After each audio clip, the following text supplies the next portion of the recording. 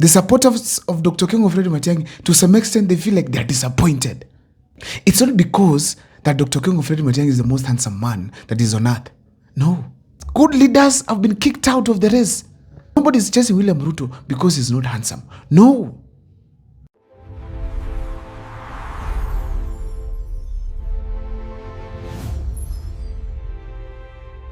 Thank you so much for choosing Mukwa Times. Today, I just want to engage the public on the comment section, and you can even choose to call me. What exactly is the weakness of Dr. King of Fred Matiang'i? If there's one man who can give William Ruto sleepless nights at the ballot, it is none other than Dr. King of Fred Matiang'i. But somehow, when you start to imagine who is Dr. King of Fred Matiang'i currently, people somehow get discouraged. Somehow there's something that is hurting Kenyans about Dr. King of Fred Matiang'i. The supporters of Dr. King of Fred Matiang'i, to some extent, they feel like they're disappointed. What is this that is hurting about Dr. King of Fred Matiang'i? This is the only man who is accepted across the country. Everyone accepts him, not because of the tribe that he comes from, because after all, he comes from one of the smallest tribes in this country. Of about 900,000 voters, plus those in diaspora, hence it can go up to maybe 2.5 million. It's not because that Dr. King of Fred Matiang'i is the most handsome man that is on earth. No. It is not because Dr. King of Fred Matiang'i is the most educated in the country. No, we have professors. He's just a PhD holder. Because of his ability to deliver services. Truth be told, this is one guy, people can connect him with a certain program, project at the grassroots, qua ground. People across the country can feel him. He has one of the most beautiful track records that a leader has ever had in this country when it comes to vying for presidency. We've not had such a kind of a person. He was first taken to ICT docket. And he deliberately moved the country from analog to digital. And most of the phones we have right now, most of the televisions we have right now, we are enjoying because of such kind of a move. And this generation, especially the younger one, they know it very well. People know that the smart TVs we have right now, Android ones, all that was engineered by Dr. King of Fred Matiang'i's migration from analog to digital. When he went to the ICT docket, Dr. King of Fred Matiang'i made a remarkable effort there to ensure at least there's a significant reduction in the cheating of exams in schools. He brought some few things, like now we can see yellow buses, at least to distinguish the school buses from the Abiria ones. And that is important because I'm telling you, it helps. In Nairobi, you realize that if people notice that there's a school bus somewhere stuck in some traffic, the passenger vehicles create space for children to go to school. That is a good mark that Dr. King of Fred Matiang'i made, identification of school buses. I shared one time with a certain guy who owns a school here, a private school in this country. And he told me that during Dr. King of Fred Matiang'i's time, he made things so easy to own a school. The system was now streamlined. And that is what we need. So we all know to some extent Dr. King of Fred Matiang'i can be able to deliver. He can be able to deliver from his track record.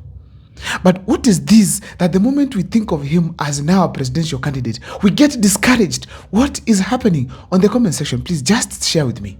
Today, I don't want to give an opinion. Oh, he did this. Oh, he does that. I just want your opinion kindly. Now, when it comes to experience, for those who might not know, Dr. King of Fred Matiang'i is one of the people in this country who has a very beautiful history when it comes to the experience. This gentleman, he became a teacher at Matiang'i High School. I'm one day going to interview one of his teachers on this particular platform. One of his students in this particular platform. He was a teacher, high school teacher. His system of education was right here in the country. Some of the politicians we have, they went to systems abroad They were in various countries studying their higher education and stuff. But he went through the Kenyan system. Then, Dr. Okengo Fred Matiang'i taught in Egerton University as a lecturer. He also taught at the Nairobi University, the University of Nairobi, I mean. Dr. Okengo Fred Matiang'i has worked in some programs which coordinate the entire East Africa. He has been in the US, New York State University, I think, to teach there. Dr. Okengo Fred Matiang'i has worked closely with the politicians to establish some systems in parliament, which means he understands how Parliament of Kenya runs. Now, Dr. Okengo Fred Matiang'i has worked as a cabinet secretary in 3 different dockets and did very well.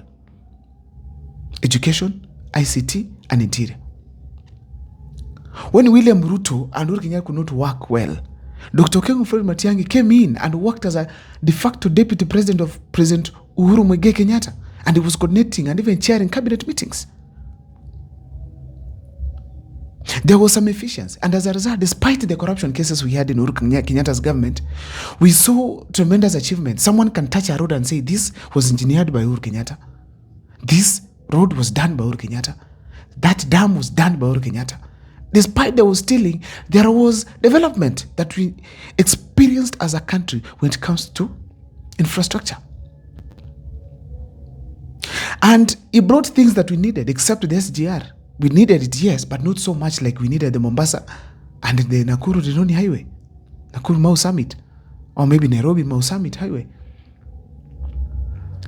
Dr. Okengo Fred Matiang'i somehow gained a lot of experience from those particular portfolios. But now it's up to Vi. People want him, yes, but there's something that they sit back and say, Matiang'i, what is this? I just want to engage people in the comment section. Please share with me, and I'll read each and every comment that you make. And I'm doing this here on this particular day, just asking you to give me your opinions, kindly.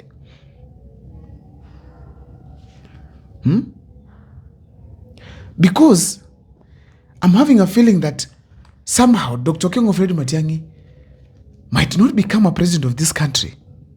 Somehow, the way things are not working for him. When it comes to numbers, it looks like no. When it comes to political moves, people are like, no. Things are not working well. What is this that Dr. Okengo Fred Matiang'i needs to do? Because we all know him. People know who is Dr. Okengo Fred Matiang'i. But there's something we all want from him. Probably might deliver or not. But what is this? Let's just engage. Because I'm feeling like there are Dr. Okengo Fred Matiang'is in this country who have not gotten a chance simply because of some things they lack.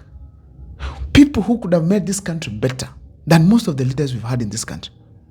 But somehow they lack some things which Kenyans want, and probably they might not even be able to give us.